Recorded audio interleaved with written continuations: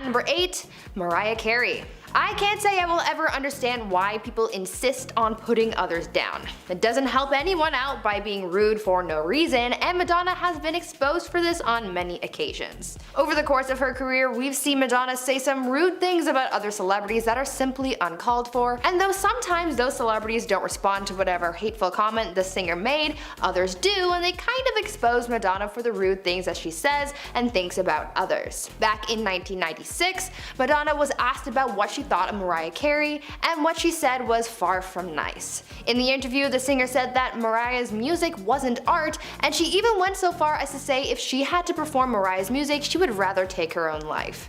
Super harsh, right?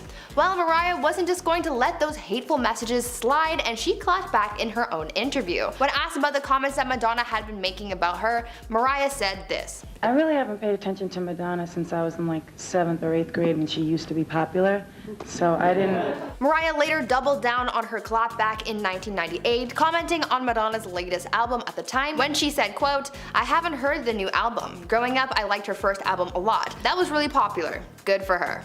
End quote. Though the extra clapbacks weren't necessarily called for, it kind of just showed fans that Madonna can be mean for no reason, and that's just not a cute quality to have. At number 7, Aaron and Sarah Foster. A lot of celebrities really love interacting with their fans. They're the ones who support their favorite celebrities the most, and without them, they wouldn't have the careers that they do. When fans approach a celebrity, a lot of times they're welcomed with open arms, so to speak, and get to have a nice interaction with them, but apparently not when it comes to Madonna.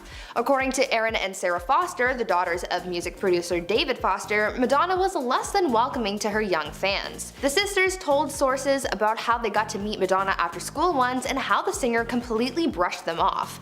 Aaron told sources, quote, "I will never forget this. I tried to copy one of her outfits. I wore a blue satin button-up shirt because she wore that at one of the award shows. I tried to recreate the look so when she would see me she'd think, oh, you're really cool. She was not impressed. She was like, what are these kids doing here? She wanted nothing to do with us." End quote. In a way, this was a warning to any other fan that if they tried to interact with the singer, they are likely going to be brushed off in the same way. Before we continue talking about the celebrities who aren't too fond of Madonna, why not take a quick moment to leave a like on this video to show your support for the channel, and also consider subscribing as well to see more videos like this one. At number 6, Gwyneth Paltrow. In yet another installment of Madonna vs. Everybody, we have yet another celebrity beef that seemingly exposed Madonna's toxic side. Gwyneth Paltrow and Madonna were once BFFs, but apparently after the singer divorced Guy Ritchie, they had a falling out and things got toxic.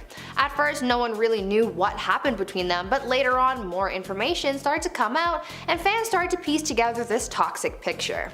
In an interview with Vogue, Gwyneth shared some information with the publication that hinted to the toxicity between the actress and the singer when she said, quote, "I can be mean, I can cave into gossip, I can ice people out, and I can definitely harbor revenge. In fact, I'm having a situation right now with a friend where I'm feeling pretty angry, but revenge is corrosive, it doesn't make me feel good." End quote. Later on, she referenced Madonna and her personal trainer saying, quote, "It's good that Tracy Anderson doesn't train Madonna anymore. It was too much. She keeps people waiting, it takes up your whole day." End quote. More information came up as well when a source close to the actress told sources about what things were like between Madonna and Gwen, revealing that this falling out really started happening when Madonna started mistreating Gwen, saying, quote, "Madonna would on her over and over." End quote. Sounds like quite the toxic situation. At number 5, Prince. Even after his passing, fans have said that Madonna has disrespected Prince on multiple occasions, and that kind of warns fans as to what kind of person Madonna is behind the scenes. Let's talk about what started their feud first,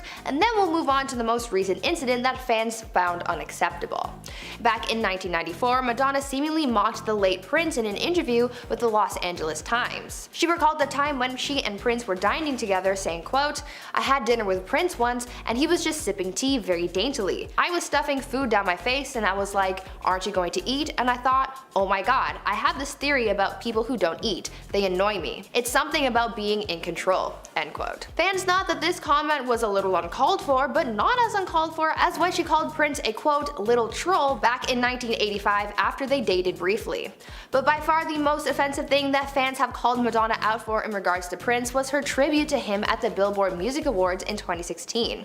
A lot of people had a lot of negative things to say about her performance, but most of them couldn't get away from her drug-themed accessories, which included a purse that said dealer on it. Judging by the fact that substances is what led to Prince's death, that was pretty thoughtless. At number 4, Janet Jackson. If you really like someone, then you wouldn't want to talk badly about the people in said person's life, especially their family.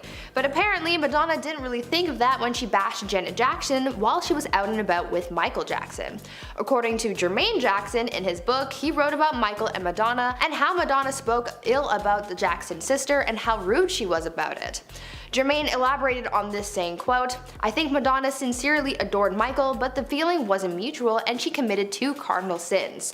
The first was that she was hell-bent on loosening him up and getting him to see life through her eyes. The second mistake was when Michael went to dinner with her one night and Madonna had the temerity to criticize Janet. Michael was furious and not surprisingly they never went on another date." End quote. Like, what does that say about you if you criticize someone's sister like that? There was never any drama between them up until that moment, so no one really knows what provoked those comments from Madonna. Janet was clearly hurt but brushed it off, saying in an interview, quote, "I never said hate. Hate is a strong word, but if I did hate Madonna, I'd have valid reasons." End quote.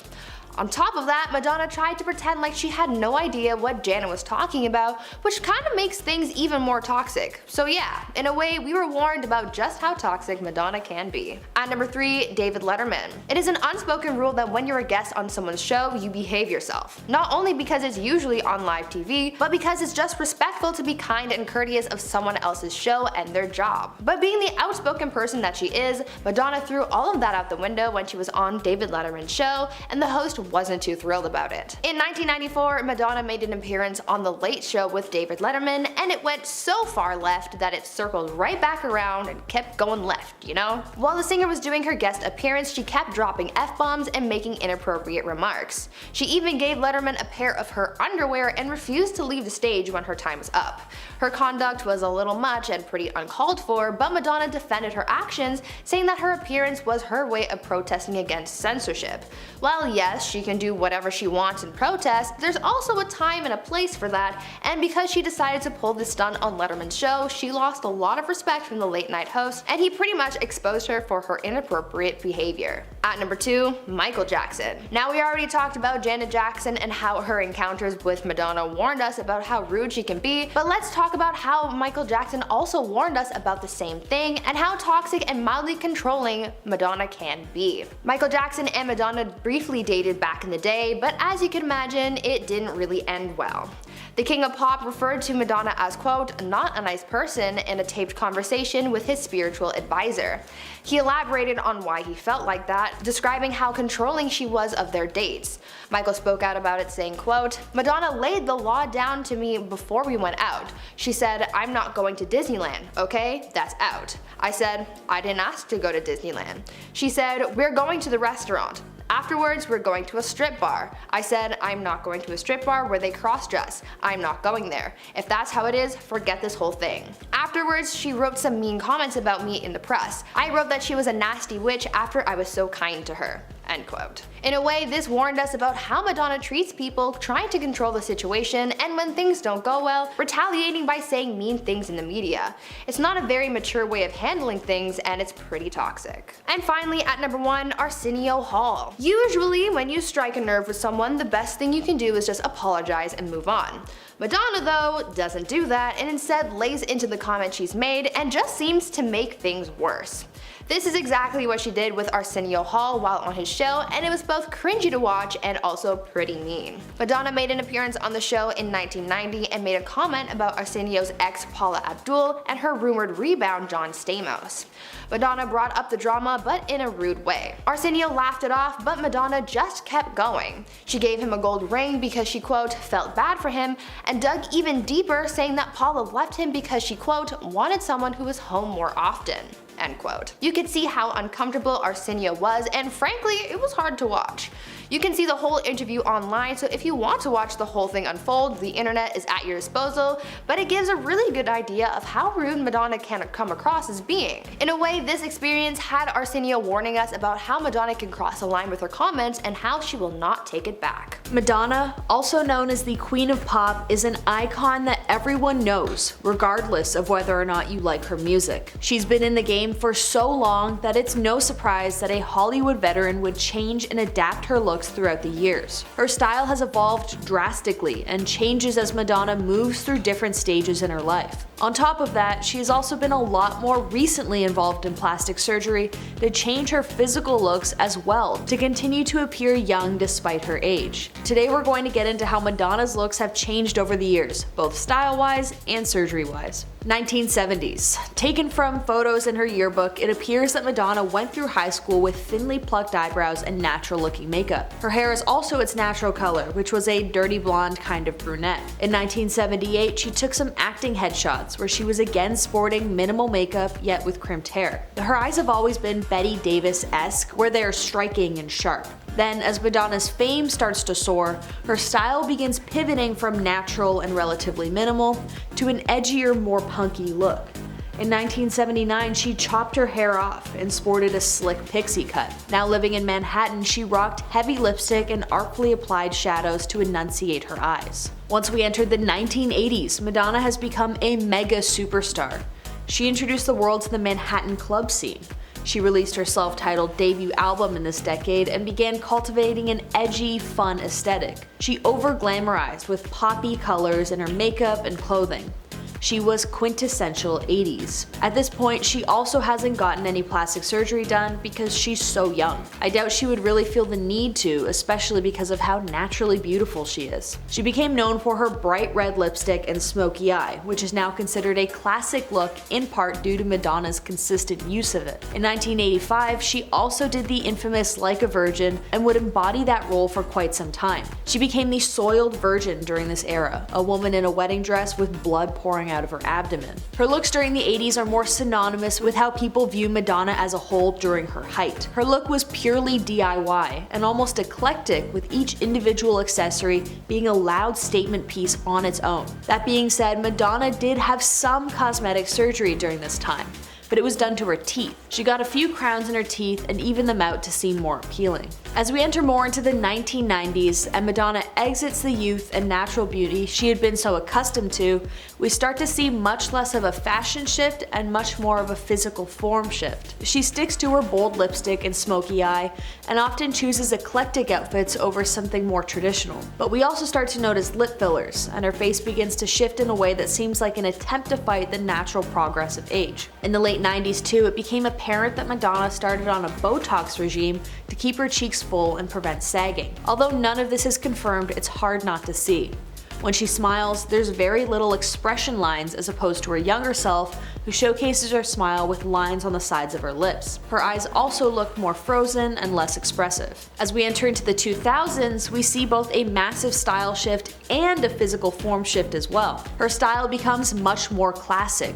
She begins wearing dark, sleek outfits and minimal makeup. It almost appears to be an ode to her younger self as she transitions into a more middle-aged woman and away from her youthful exuberance in the 80s fashion and club scene. In 2003 specifically, it also looks like she got her first facelift. This is different from the usual Botox in the sense that it's not really injections. Rather, Madonna would have had surgically, physically gotten her face lifted. The surgery is super painful and hard to do, but now Madonna's entire look has changed with not a wrinkle on her forehead and wrinkles practically gone everywhere else. The widening of the temple to move back her hairline, coupled with wrinkling at the ears, point to the scar along her hairline. The public is starting to catch on now too, as now there's tons of tabloids about Madonna's face and how she looks so different from how she looked before. We see an eyelid surgery that got rid of the sagging on her eye folds and reduced puffiness under her eyes. Also during this time, we see the first non-subtle facial surgery.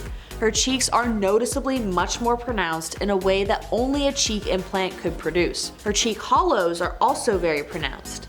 Because Madonna has always been extremely lean and muscular, it would make sense that she would attempt to get implants, seeing as those who have much leaner frames tend to age faster because there's less fat behind the skin, so it appears less full. As time goes on though, sadly her face becomes more and more full. It starts to change the features that people see most. Before, Madonna's eyes were the star of the show. Her eyes are stunning. But as the fillers and fat transplants become more common, we start to see that her cheeks and her skin become more and more attention grabbing. It happens a lot with dermal fillers. If people continue to use dermal fillers, as they get older they just put more on top of the old fillers, and that can lead to a larger looking face. In the 2010s we see a lot more of the same stuff. Although she's aged 10 years, you barely see it as she continues with the dermals and the facelifts. That being said, considering she's in her 50s around this time, I think she looks really good. Obviously, and here's a little rant incoming, we need to take into account that it is a surgically enhanced look, and no person at this age should expect to look like this without modifying their body in some way. I don't really want to take the angle of shaming someone for getting surgery to enhance how they look, because we've all got insecurities, and I can't imagine being in a spotlight where the way you look is such a large aspect of your career and how you're perceived by millions of people. But at the same time, we also want to tell normal people that this look is not possible naturally. It is not genetics. Of course she looks great, but don't hate yourself if you don't look like her. Anyway, sorry about that, but I do feel like being transparent on this angle here is a bit necessary to continue the video as ethically as possible. Now, in 2019, we start to see Madonna's appearance make headlines again. This time for her butt. Getting a Brazilian butt lift, Madonna is now sporting a much more voluptuous back end. Like I said, her natural figure is extremely lean and athletic, so it would be near impossible for her to attain a larger butt that is more popular these days. But Madonna definitely started to sport the stereotypical BBL look that we see on people like Kim Kardashian and Kylie Jenner. She's got very thin thighs and a perfectly rounded front figure in her thighs with no hip dips in sight. Almost every woman has natural hip dips, so it becomes really obvious when someone has a big butt and no dips, where the muscle in the thigh supports the butt. Madonna definitely went for a more trendy look this time, which honestly I think is closer to her brand. As the decades progress, we see her style become extremely trendy. She embodies each decade that she dominates with music. But as her music production slows, she continues to follow the trends of the decade, with a BBL kind of personifying this. And now in the current decade of the 2020s, we see a lot more fat transfers to her face from other parts of her body. Her face is getting a lot puffier, which I guess is a way to attain a fuller looking face, which is something she battles as her genetics don't hold fat in a way that it would for other people who gain weight easier. It seems she also updated her cheek implants because her cheeks have become more pronounced than ever, but this time without the accompanying hollowness below her cheeks. With the combination of a fat transplant and cheek implants, her face looks extremely full and almost unnaturally youthful. She starts to look a bit otherworldly because after a certain point, and I mean she's in her 60s now, you can't really fight age and time. Her lips have also become a lot more exaggerated around this time, with a much more noticeable lip filler dominating her face. And now in early April 2022, Madonna posted a TikTok that shocked fans and viewers. The video's weird. It's just her getting close to the camera and then far away from the camera. But it's also weird in the way that her face looks insanely different. In my personal opinion, it looked like she took the video hot off the presses of the surgery table. Her face looks puffy, but in a swollen way, and likely we'll see her look much more normal as the swelling reduces in the future. Her eyes look almost completely closed and swollen, so it looks like she got more Botox on her forehead and cheeks, which would puff up the cheeks and make her eyes look really small. Jennifer Coolidge, one of my favorite actors and comedians, has this look as well due to consistent Botox and cheek implants. A lot of fans are a little sad about Madonna's constantly changing look. One person commented on the TikTok, quote, "I've loved Madonna since I was little. Huge fan, love her, but this is a hard pass. What has she done to herself?" I think it's a hard line to tread as someone gets older. I can't imagine how dissociative one must feel to continue shifting their face to seemingly desperately reverse aging. After some time, and we're starting to see it much more now, it just looks unnatural. She's already heavily photoshops her photos on social media, and I think it all obviously points to a very intense self-esteem issue. I just hope she finds the help she needs and maybe finds the courage to embrace her natural beauty a bit more. Coming in at number 10, she's not the best actor. Madonna has completely dominated the music industry, but sadly that doesn't always translate to the silver screen. She's been in 19 films throughout the course of her career, but not all of them were shiners. Starring in the 1996 film adaptation of the musical Evita earned the singer a Golden Globe for Best Actress in a Musical or Comedy. But on the flip side, she's also won 9 Razzies. Razzies are the infamous antithesis of the Oscars for worst performances, and she won the dubious honor of Worst Actress of the Century in 2000. Rough play if you ask me. She's also turned down some pretty famous roles, including as one of the leading girls in Showgirls. While she's likely best known for acting and singing, she's also directed 2 feature films. One was in 2007 called Filth and Wisdom, the other in 2011 called W.E. Neither of these movies received the warmest of receptions from critics or audiences, and it was pretty universally panned as far as movies go. And at number 9, she suffers from brontophobia. Madonna reportedly has a massive phobia called brontophobia. Brontophobia is a fear of thunder and lightning. When she sees a storm coming, reportedly she closes all the blinds on windows and puts on giant headphones to drown out the sound of the thunder. At the end of the day, despite being one of the biggest pop stars the world has ever known, she's still very much human, with her own flaws and fears like the rest of us. Next up on the list is she dated John F. Kennedy Jr. While we all know of Madonna's infamous relationship over the years to people like Sean Penn, Vanilla Ice, Dennis Rodman, Lenny Kravitz, and Tupac, Madonna also dated the former president's son. Her disastrous marriage to Sean Penn is well recorded, and it's an open secret that it blew up due to accusations of infidelity, general chaos, and physical harm towards one another. Sean became known for his unpredictable outbursts and temper tantrums with a major jealous streak. He would often fly off the rails when he saw another man getting close to Madonna. That being said, following her messy divorce from Sean Penn, Madonna briefly dated John F. Kennedy Jr. for 6 months. In a memoir penned about the president's son that spends a bit of time delving into his romantic past, he's been linked to other celebrities like Darlie Hannah and Sarah Jessica Parker. But one of the least documented relationships he's been in was surprisingly with Madonna. Madonna was far from a big hit with the Kennedy family, with the pop star heavily leaning into the Marilyn Monroe imagery, can't imagine Jackie Kennedy being a big fan of that one, and the general disapproval of her religious iconography for fashion purposes. But the brief relationship absolutely did not last long, mostly because despite Madonna's recent past with Sean Penn, she actually found Kennedy to be much more frightening. Quote, whereas Sean would act out, perhaps give a photographer a body shot just to vent, somehow John's way seemed more personal. Madonna said that he would get up in her face, maybe an inch away, and scream at her at the top of his lungs when they were in a fight. I'm glad she left when she did. And at number 7, a bug was named after her. Listen, I know this one's out there and it's really not even a secret or something you try to hide. I just thought it was fun, so I'm putting it in. I wish the video was titled Top 10 Madonna Facts because this lady is interesting, alright? Sue me. But anyways, in 2006, scientists named a species of microscopic water-dwelling organisms, which is most commonly known as the water bear, after Madonna. The water bear's scientific name is, and bear with me, get it? Echinyscus madonnae. Don't quote me on that. It's also called a tardigrade, which is much easier. Although I'm sure it's because the researchers just loved Madonna's music, naming a bug after her is quite fitting, and I'd be proud to share a name with the water bear because it's basically invincible. Living for upwards of 120 years without food or water while withstanding harsh environmental conditions, these bugs are absolute tanks. For someone as resilient as Madonna, I'm sure she has some pride for her little bug, as both of them have managed to remain strong and consistent throughout their lives. Although it is weird that a water bug born on the same day as Madonna will outlive her by quite a few decades. Coming in at number 6, she kissed Drake at Coachella and it was so awkward. Okay, this one definitely isn't a secret considering how extensive the media coverage was, but I'm struggling here, so give me a break.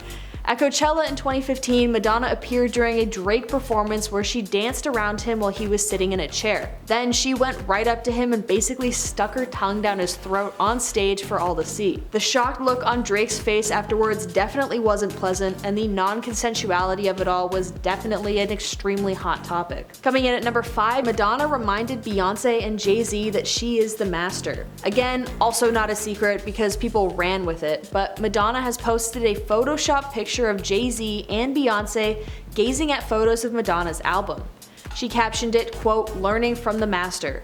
People were pissed that a white woman used the term master to show her superiority over two black individuals. In response, Madonna didn't delete the post, but she did edit the word master out of it so it just said learning instead. I guess that works too. Coming in at number 4, she didn't actually move to New York City with only $35. Okay, so this one may be a bit disputed, but there may not be tons of truth to the infamous up-and-coming Madonna story. The legend is that Madonna left her small rural town where she lived with her 5 other siblings and traveled to one of the most expensive cities in the world, New York. Apparently, she also only had $35 in her pocket and used that money to claw her way up to fame. It is a true rags to riches story about using pure willpower and drive to become one of the greatest stars of all time. But it may not even be true. In fact, Madonna's own brother disputes this story. He stated that, in fact, she had a few $100s in her pocket given to her by family to help her start out, and she had some connections and contracts underway to immediately start as a backup dancer once she landed in the city. While it's still an extremely impressive feat to go from pure normalcy with little money to just how big Madonna is, the story of her only having $35 may be a case of broken telephone, and people deliberately stretching the truth to make it seem even more impossible than it already was. Coming in at number 3, Madonna doesn't like being a material girl. One little known fact about Madonna is that she has remarked that she regrets ever recording the track that would become her moniker, Material Girl. It is one of her most famous songs and became the nickname that she is most often represented by. Similarly, she also doesn't feel like she wants to be associated with a song like a virgin either. Quote, "I like them both because they were iconic and provocative at the time, but also they're so unlike me. I am not a materialistic person, and I certainly wasn't a virgin. And by the way, how can you be like a virgin? I like the play on words. I thought they were clever. They're so geeky, they're cool." She also said that she never expected Material Girl to become as big of a hit as it was. Quote, "I've never been a good judge of what things are going to be huge or not. I'm resourceful, and if I ended up in a log cabin in the middle of the forest, that would work too. These things are not mandatory for my happiness. That's what I meant by I'm not a materialistic person." Coming in at number 2, Madonna and Prince wanted to make a musical together. In a 1989 interview with Madonna, she was asked who her musical aspirations are, and she named Prince as a vocalist that she admired. She then discussed her collaboration called Love Song. Quote, "We've been friends for years and admire each other's work, so we'd always talked about getting together to write. And in fact, there was a moment last year where we were possibly going to write a musical together. I went to a studio in Minnesota and worked on some stuff just to get a feel of what it would be like to collaborate." She then stated that her and Prince had a lot of difficulty creating a completed track. After she worked with him consistently for a few days, she left the studio.